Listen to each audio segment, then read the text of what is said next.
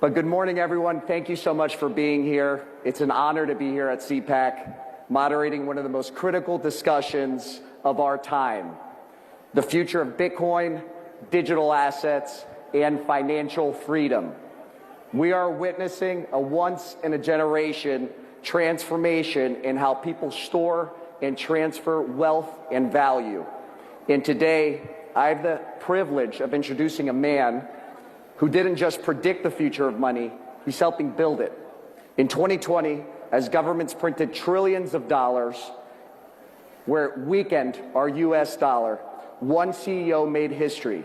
Michael Saylor became the first major CEO of a US publicly traded company to transfer his entire balance sheet from cash into Bitcoin. Historic. That's incredible. That's risk. He is the largest single corporate holder of Bitcoin in the world, owning 478,740 Bitcoin, now worth $48 billion.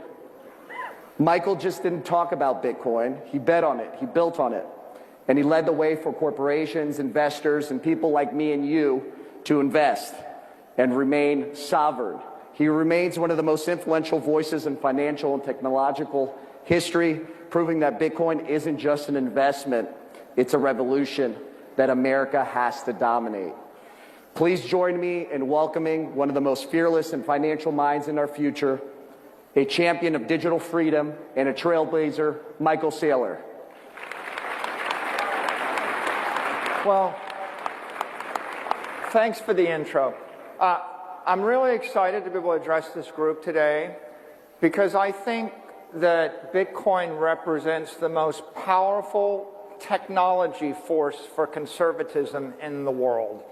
And I don't know that that's fully appreciated, but Satoshi, many years ago, had this vision for sound money and sovereign money via technology, via modern cryptography, modern semiconductors, the modern internet.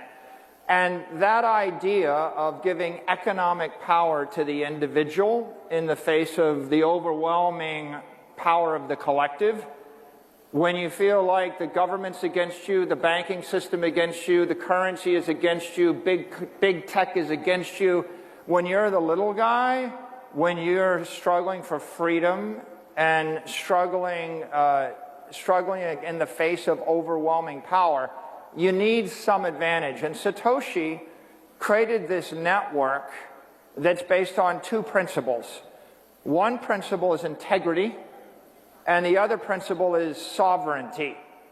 The integrity, we all know, is there'll never be more than 21 million Bitcoin, and that's enforced by millions and millions of computers and hundreds of millions of people everywhere in the world that believe it's not okay to lie, cheat, or steal.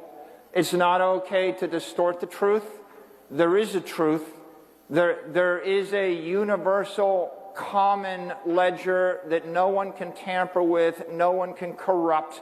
Not a nation state, not a company, not a politician. And that idea of a censorship-resistant, unstoppable version of the truth was a first in human history. It was a first. And then the second idea is sovereignty. It's like, well, if there is a truth, can you own it? Right? So with Bitcoin, the idea is you can own a Bitcoin and you don't have to trust a bank with it. You don't have to trust the city with it. You don't have to leave it in the custody of a big company. You can take self-custody.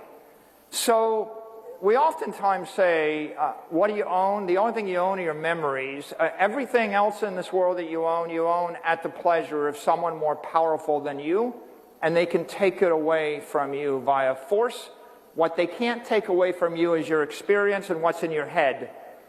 And the brilliance of Satoshi was, what if we could put all of the money in the world into the heads of the people? What if what you knew was the password to unlock all of your wealth or protect it, and nobody else could take it away from you? And that's a profound shift, because what Satoshi did was gave us a network where hundreds of millions of people can own and control their economic energy in a censorship-resistant, unstoppable fashion. And that was an idea worth nothing for a year, and then it became worth $1 million, and then it became worth $1 billion, and then it became worth $10 billion, and then it became worth $100 billion. And when MicroStrategy, now Strategy, got into business about 4 years ago, it was worth $150 billion. And today it's worth $2 trillion. And at that time, you were a software company, and you saw this as an opportunity, a different opportunity. We were a software company, and we were staring at a quick death or slow death or take a risk. And, you know, when the COVID lockdowns took place and the interest rates went to zero, we had to decide, were we going to sell the company, throw in the towel, or could we find a way out? And this is the challenge that 40 million companies in America have, which is, if you're not one of the Magnificent Seven, if you're not Apple or Google or Microsoft, how are you supposed to compete in a world where trillion-dollar companies have all the power, big banks have all the power, big government has the power? And Bitcoin offered us the way out, because if you recapitalize a company on Bitcoin, you're not slave to the bank, you're not slave to the currency, you're not slave to the local politician that tells you what you can do and how you can use your money.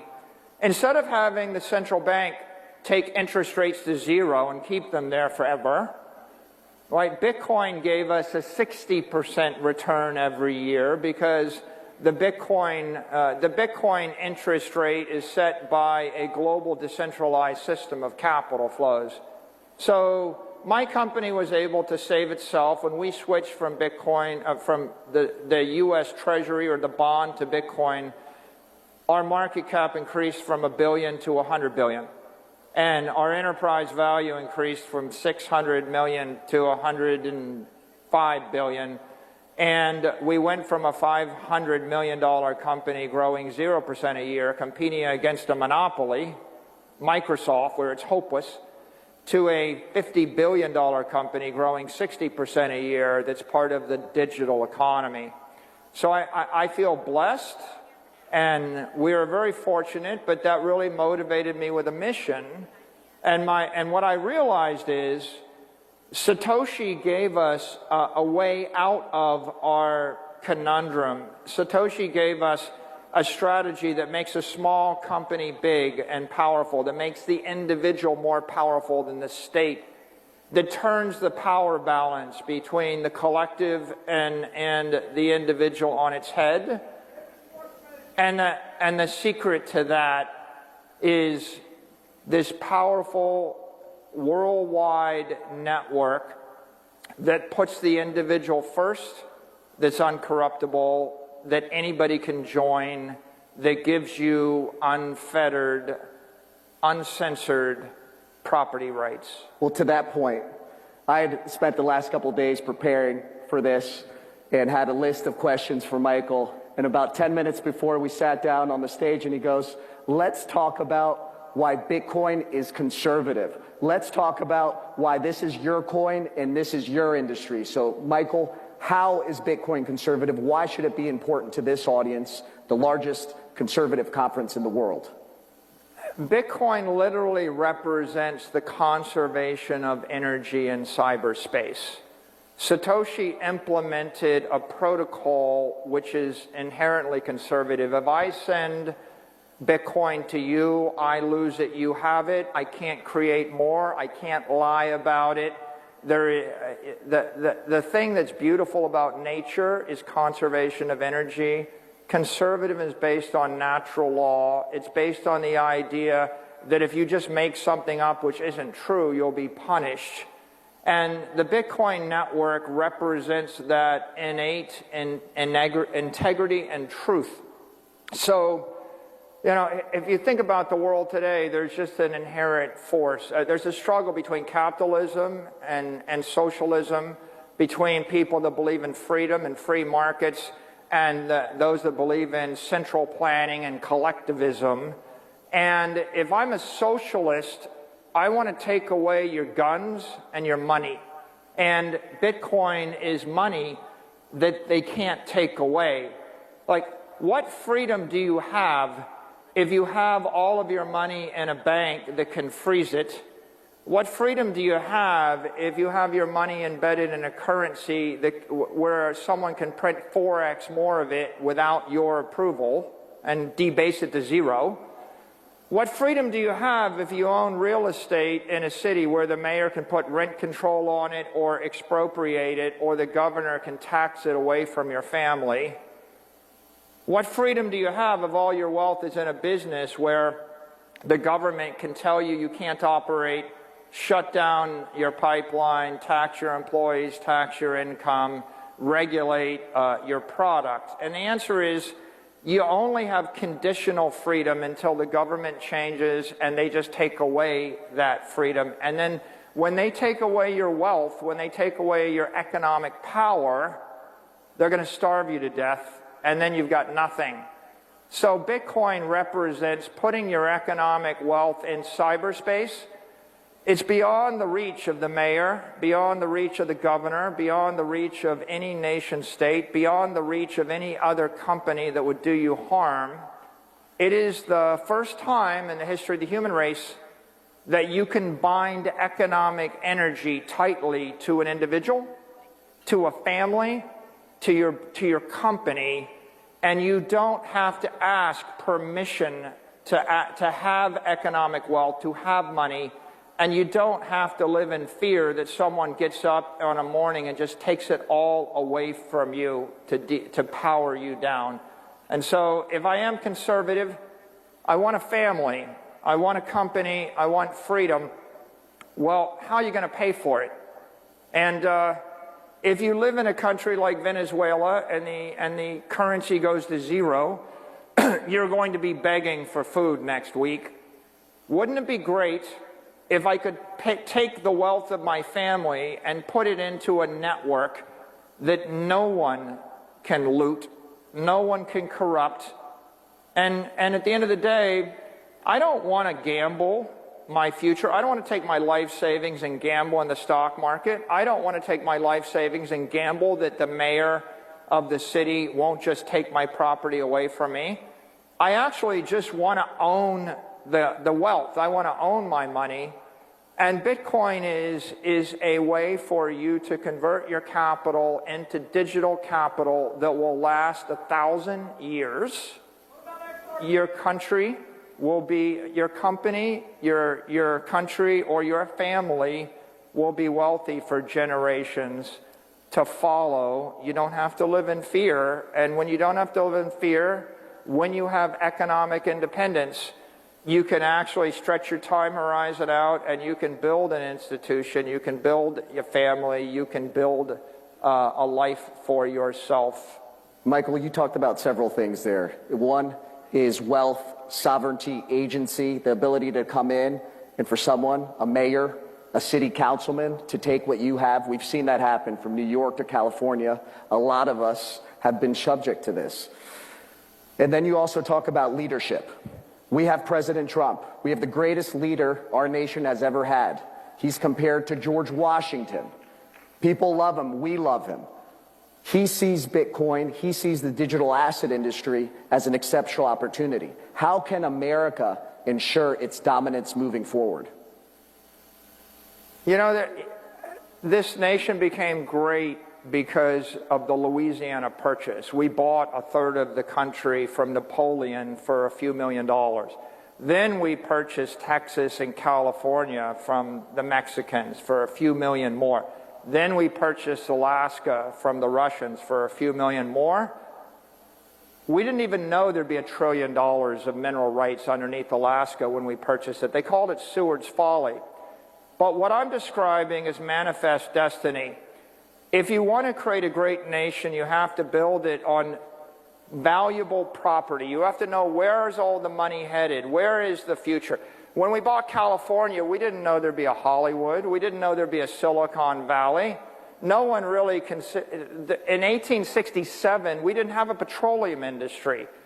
And so where is the money headed in the future? The money's headed to cyberspace.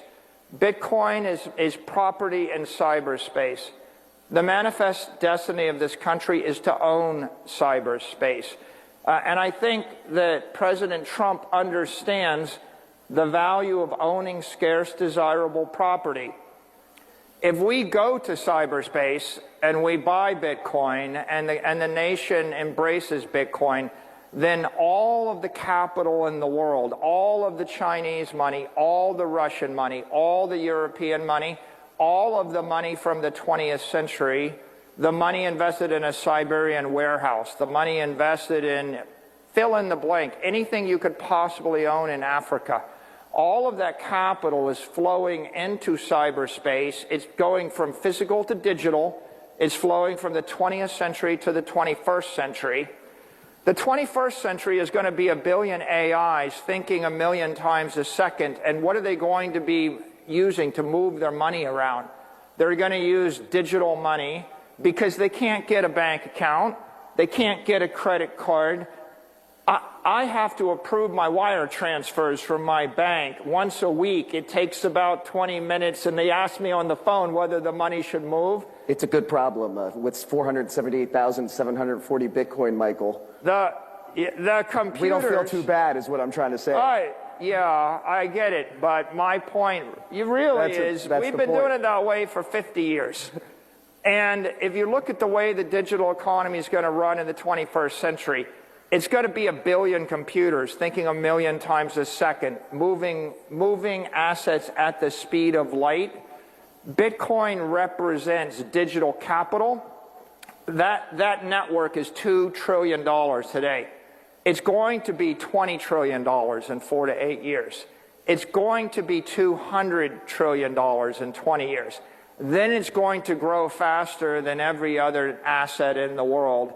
It's going to continue to grow. The United States should own it, right? Is that the conversation? Talk to us about the U.S. Bitcoin reserve. Everyone, and we've heard a couple other coins being yelled out by the crowd, and people want to know, are we going to have a U.S. Bitcoin reserve? And when is that going to happen? The way to think about Bitcoin is it's the most powerful digital network in the world. It is cyber power. If you want to dominate the next 100 years, just like the last 100 years is based upon dominating sea power, fire power, air power, space power, nuclear power. You want to dominate cyberspace. You want cyber power.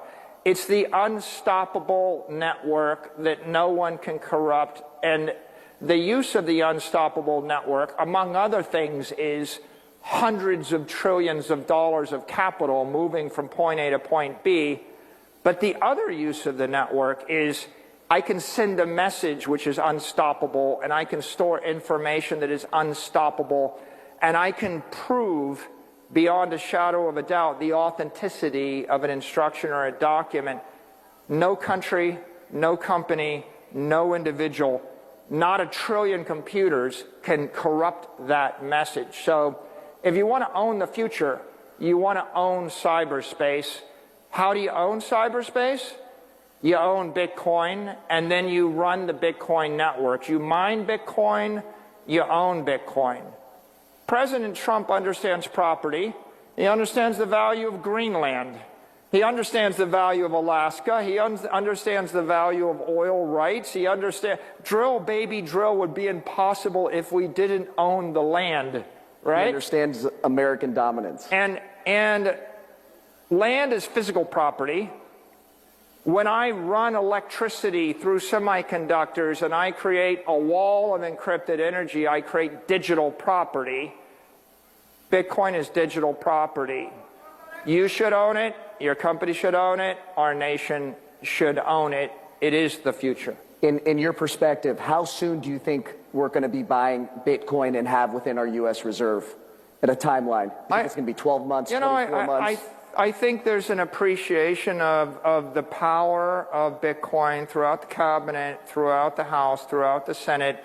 There's going to be a political process by which we build consensus with the White House, the Senate, and the cabinet, and find the right way through. But, what I would say on this topic is the U.S. could own 20% of the network like that for free.